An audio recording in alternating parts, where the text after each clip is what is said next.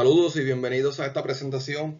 Les habla el profesor Efraín Collazo Hernández y estaremos hablando de lo que son los Clinical Prediction Rules, una gran herramienta para nosotros poder ejercer una mejor labor en nuestro escenario de trabajo, en nuestro campo profesional y lo más importante que está ligado a lo que sería el Evidence Based Practice Model, ¿verdad? Y eso lo estaremos discutiendo más adelante durante esta presentación. Durante esta presentación tenemos varios objetivos que queremos cumplir para beneficio de todos ustedes.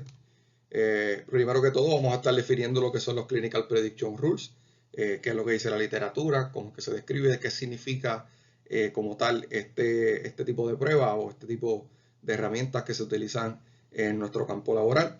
Analizaremos las funciones de los Clinical Prediction Rules en la terapéutica atlética, qué funciones tiene, cómo nos ayudan en nuestro escenario de trabajo. Explicaremos la relación de los Clinical Prediction Rules con el modelo Evidence Based Practice y describiremos los tipos de Clinical Prediction Rules. Hay varios de ellos, así que vamos a tratar de explicar paso por paso, uno por uno, cuáles son esos tipos de Clinical Prediction Rules y en qué momento los debemos utilizar, ¿verdad? Dependiendo del escenario que nosotros estemos evaluando u observando en nuestro campo laboral. Y por último, presentaremos los Clinical Prediction Rules más utilizados en la medicina deportiva.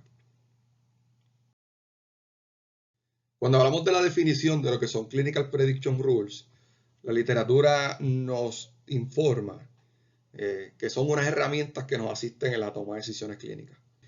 Son varias las cosas que nosotros hacemos mediante la utilización de lo que son las reglas de predicción clínica, ¿verdad? Que es el nombre en español, pero que es comúnmente conocido en inglés como los Clinical Prediction Rules. Y estas herramientas son de gran ayuda, nos ayudan mucho, pero mucho a poder tener mejores decisiones clínicas. Por medio de estas podemos cuantificar matemáticamente las diversas características del paciente y así creamos un conjunto de variables utilizables para hacer predicciones sobre el diagnóstico, sobre el pronóstico o la respuesta que va a tener un individuo a una intervención específica.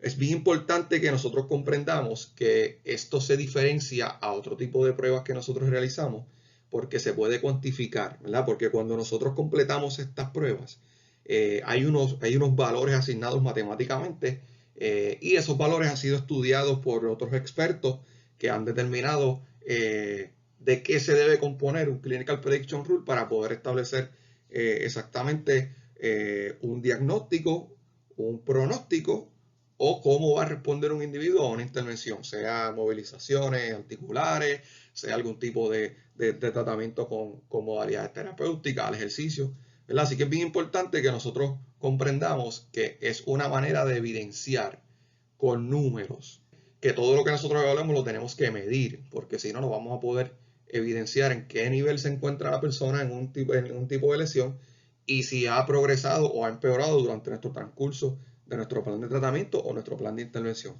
¿Okay? Así que eso es bien importante que lo tengamos claro, que es una buena manera de poder cuantificar matemáticamente diferentes aspectos que nos van a poder ayudar a tener un mejor proceso, ¿verdad? O una mejor toma de decisiones clínicas. Esto mayormente está presentado en formularios, es un papel, es como un cuestionario, y lo puede completar el clínico, como también lo puede completar el paciente. Eso depende del tipo de Clinical Prediction Rule, el tipo de prueba que se esté utilizando en esa situación. Entonces nos preguntamos, ¿cómo se desarrolló los Clinical Prediction Rules? ¿Quiénes establecen lo que debe tener un Clinical Prediction Rule? ¿Y cómo se establece? ¿Quiénes dicen eso? ¿Verdad? Pues hay un proceso. Esto no es a lo loco. Esto es un proceso bien pensado y se establece de la siguiente forma. Primero se seleccionan y se definen los predictores. Cuando hablo de predictores, nosotros estamos hablando de los hallazgos de una examinación. Los signos, los síntomas, los resultados de prueba, todo eso son predictores. Y se va estableciendo una lista de diferentes predictores según lo que nosotros vamos identificando en esas pruebas o en esa examinación. También encontramos lo que son las variables de resultado. Cuando hablamos de las variables de resultado, estamos hablando de qué fue lo que se encontró durante esa evaluación o una examinación específica, de una lesión o de una condición. Luego de eso, se establece esa lista de tanto de los predictores como de los variables de resultado. Se analizan los predictores con los resultados de investigaciones previas y la experiencia clínica de expertos. se piensa, ok, ¿cómo yo puedo identificar que va a ser muy bueno para hacer, ¿verdad? Estos predictores o estos resultados son confiables a la hora de poder establecer lo que yo quiero verificar en una prueba, un Clinical Prediction Rules? Pues se hacen unos análisis. Cómo es la relación entre esos predictores, qué se ha publicado en investigaciones previas sobre esos temas. Todas las investigaciones tienen en común y se repite ese predictor. Y por último, se le añade entonces lo que son las experiencias clínicas de expertos, personas que llevan mucho tiempo o hacen investigaciones o que han hecho demasiado de análisis o evaluaciones y se han dado cuenta en su experiencia que constantemente eso se repite. Y una vez se tiene ese listado, entonces se hace un análisis estadístico, ¿verdad? Hay muchas fórmulas para verificar la correlación y la regresión entre el listado de predictores y esos variables de resultado. Una vez se hacen esos análisis estadísticos, se va reduciendo el listado de esos predictores y de esos resultados hasta que se selecciona finalmente cuáles son las preguntas que nosotros vamos a hacer en un Clinical Prediction Rule, o qué es lo que nosotros vamos a estar evaluando en un Clinical Prediction Rule para establecer ya sea o el pronóstico o el diagnóstico o cómo va a comportarse un paciente ante una intervención. ¿Okay? Que eso es lo que sería finalmente el resultado final. Es la creación del Clinical Prediction Rule con los predictores de mayor correlación y sus variables de resultado. Entonces nos preguntamos, ¿por qué razón utilizamos los Clinical Prediction Rules si yo tengo conocimiento en lesiones? ¿Por qué yo tengo que usar estos Clinical Prediction Rules? ¿Ves? Porque nos da una manera de evaluar otras cosas, ¿verdad? Y hay muchas variables que pueden cambiar los resultados. Lo primero es que las decisiones clínicas son subjetivas y pueden variar según la perspectiva del clínico. Cuando hablo del clínico, es la persona que está haciendo la prueba, sea terapeuta, puede ser un doctor en terapia física, el fisiatra, ¿okay? Cualquier profesional. En el caso de nosotros nos referimos a los terapeutas atléticos, y eso es lo que describe lo que es el clínico, ¿verdad? Nos referimos al clínico, a la persona que está haciendo la evaluación o está completando ese proceso.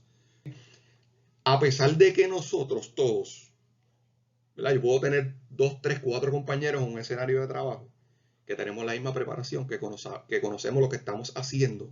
Llega un punto en que hay muchas de las interpretaciones que son subjetivas, que nosotros podemos identificar cuál es la lesión, pero quizás los factores de riesgo, uno que otro detalle que nos hace dudar o pensar hacia dónde debo dirigirme, eso es subjetivo.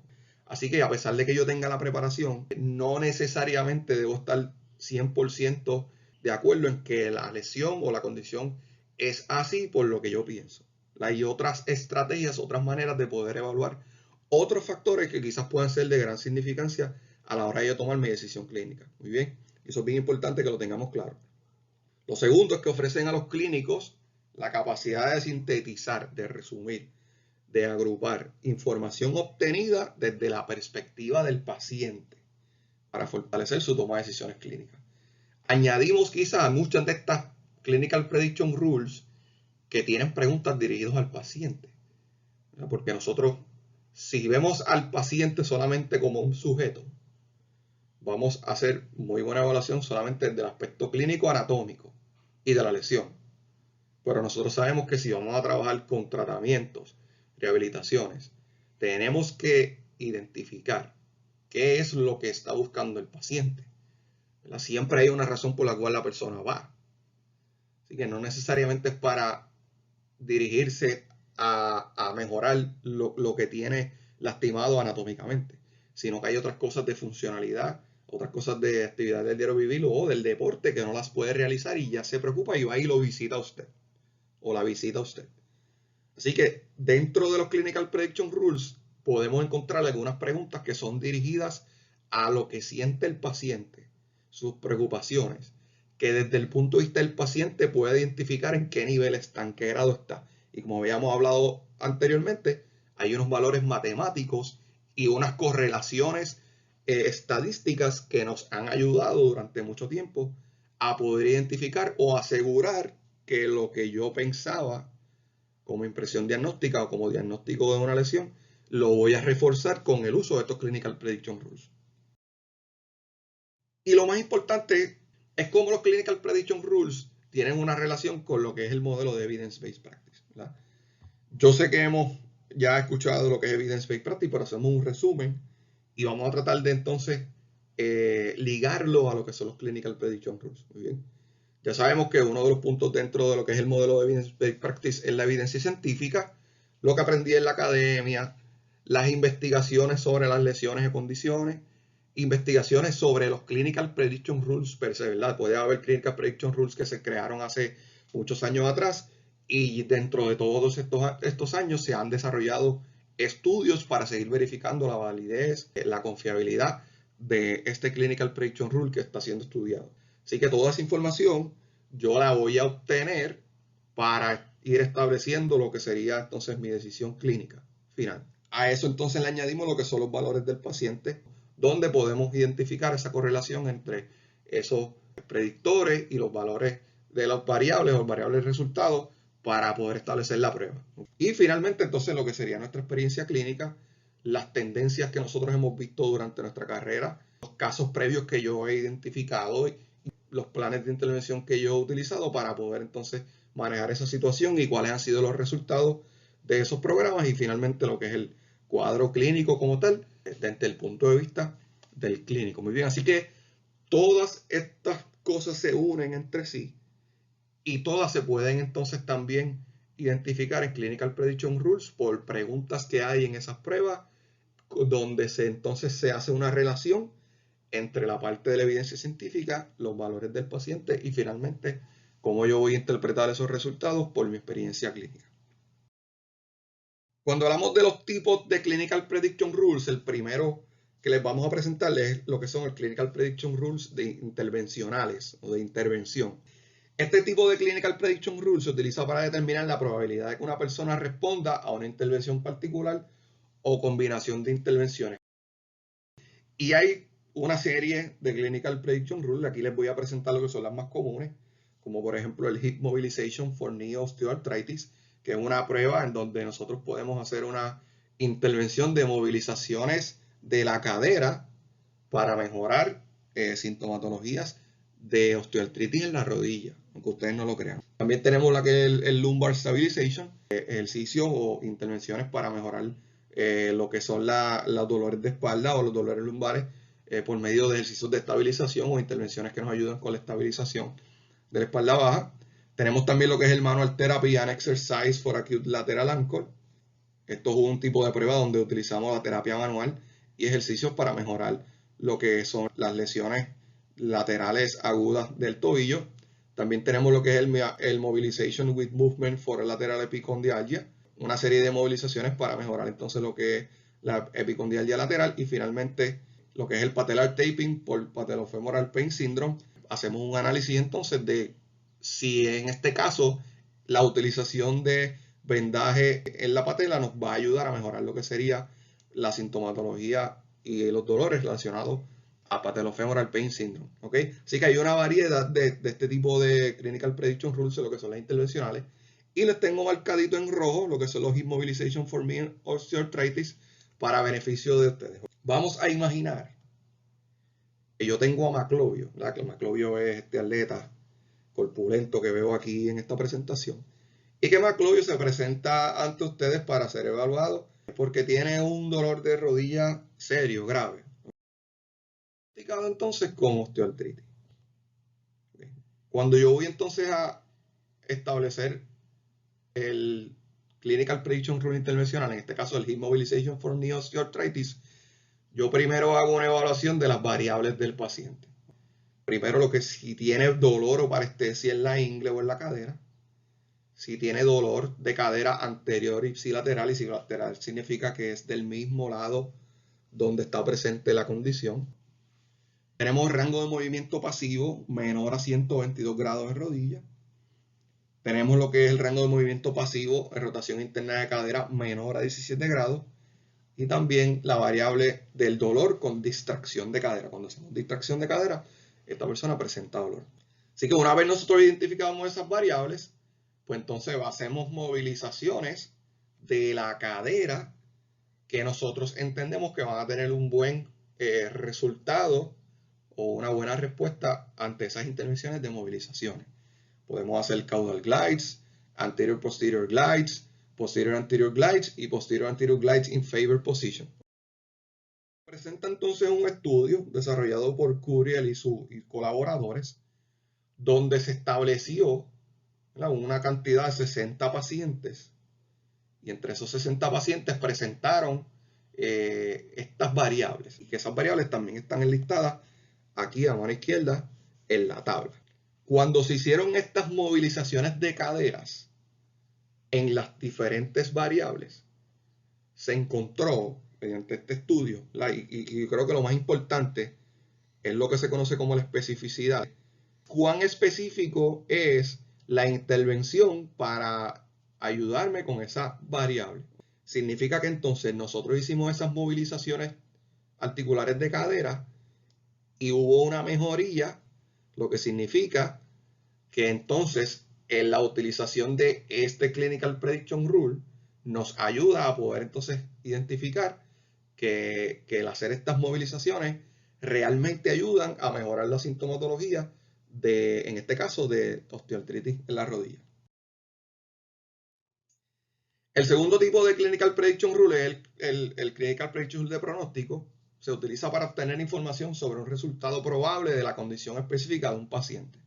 Nos ayudan a estimar la probabilidad de que un estado de salud, como por ejemplo cambio del dolor o la discapacidad, ocurra en el futuro.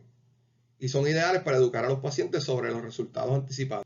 Dentro del listado de los Clinical Prediction Rule de pronóstico más comunes, tenemos lo que es el Shoulder Pain and Disability Index, que es una prueba utilizada para verificar la disfuncionalidad por dolor de hombro. Tenemos lo que es el Oribro Musculoskeletal Pain Questionnaire, que es una prueba utilizada para verificar la disfuncionalidad musculoesqueletal por dolor, y también es una prueba que se utiliza para tener una predicción del absentismo en el trabajo.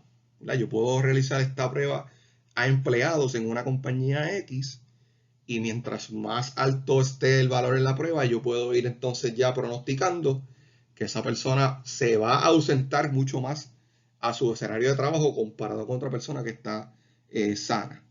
También tenemos lo que es el Geneva Score, que es una prueba que se utiliza para verificar el pronóstico de una persona que esté padeciendo o vaya a padecer una embolia pulmonar. Y por último, una de las más comunes utilizadas en la medicina física y quizás en la terapéutica atlética es lo que es el OS3 Low Back Pain Disability Questionnaire, que nos permite identificar la disfuncionalidad por lesiones en la espalda baja. Y por último, tenemos lo que es el Clinical Prediction Rule de diagnóstico. Entiendo que el tipo de Clinical Prediction Rule que más se utiliza en la terapéutica atlética, y son utilizados con gran medida en el sentido de que nos ayudan a determinar la probabilidad de que un o una paciente está padeciendo una lesión o condición de interés. Dentro de los Clinical Prediction Rules de diagnóstico más comunes tenemos lo que es el Ottawa Core Rules y el Ottawa Knee Rules, ambos pruebas que se utilizan para verificar la probabilidad de que esa persona necesita hacerse una radiografía por una lesión que ha tenido en esas articulaciones. Tenemos el Canadian Cervical Spine Rules, que nos ayuda a identificar entonces si esta persona necesita hacerse unos estudios mucho más avanzados por algún tipo de lesión cervical o en la espina. Tenemos lo que es el Carpal Tunnel Syndrome para, obviamente, ¿verdad?, el nombre lo dice, verificar la probabilidad de que esta persona esté padeciendo de Carpal Tunnel. Tenemos el Cervical Radiculopathy, que está en rojo porque es el que vamos a utilizar de ejemplo para ver cómo es la interacción entre una lesión cervical que presenta radiculopatía con esa prueba. Tenemos lo que es el Meniscal Pathology Clinical Prediction Rule, que obviamente nos ayuda a identificar algún tipo de patología de menisco. Y la última, Ankylosing Spondylitis, la probabilidad de que esta persona esté padeciendo de una anquilosis en las vértebras. ¿Ok? Utilizando entonces el Cervical Radiculopathy Clinical Prediction Rule, vamos a imaginar que Maclovio II se presenta a usted porque tiene un dolor en el cuello severo y fuerte. Y usted va haciendo su evaluación y dentro de esa evaluación se va dando cuenta, va obteniendo detalles de que esta persona realmente tiene una probabilidad de tener radiculopatía cervical según su cuadro clínico. Entonces, tenemos ese cuadro clínico, identificamos entonces la probabilidad de que esta persona esté presentando síntomas relacionados a radiculopatía cervical. vamos a utilizar el Clinical Prediction Rule de diagnóstico, la Cervical Radiculopathy Test. ¿Ok?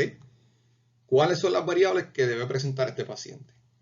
Hacemos la Upper Limb Tension Test, que es una prueba donde se hacen unas modificaciones entre el área cervical, los movimientos. Posicionamos al paciente en una tipo de flexiones de cuello, posiciones del hombro, codo y muñeca, y entre todos hacemos un tipo de tensión para verificar si eso reproduce dolor y la sintomatología relacionada a radiculopatía cervical. También verificamos si la persona presenta un rango de movimiento menor a 60 grados de rotación cervical ipsilateral. Tenemos entonces una distracción test. En este caso le hacemos una distracción de cuello, una distracción cervical a la persona, y eso le reduce los síntomas. Y finalmente le hacemos el Sperling test, que es una prueba que es todo lo contrario. Se le hace una compresión directa al área para verificar si hay algún tipo de dolor en la raíz nerviosa.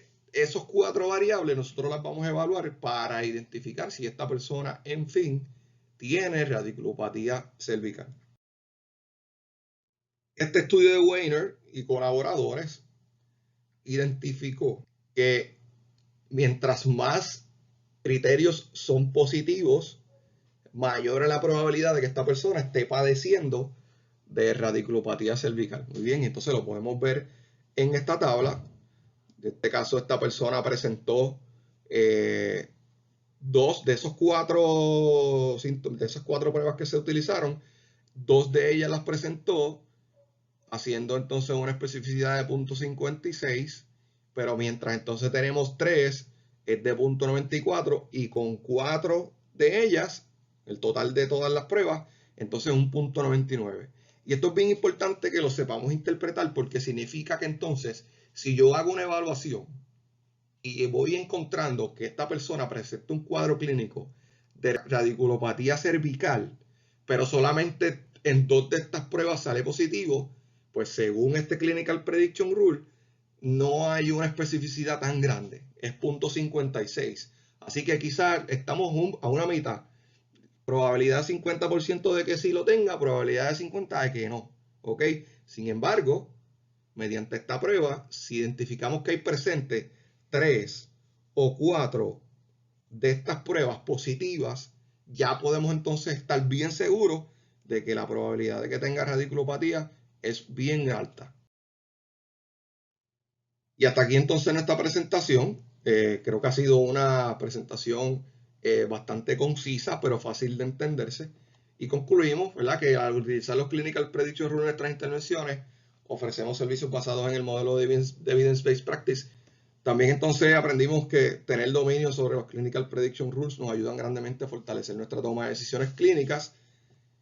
Finalmente, los Clinical Prediction Rules pueden ser utilizados para conocer el posible diagnóstico o el pronóstico esperado de una condición o una lesión, como también hay unos que son específicos para verificar la proyección de los resultados esperados ante una intervención específica. Espero que les haya gustado el tema, que hayan aprendido.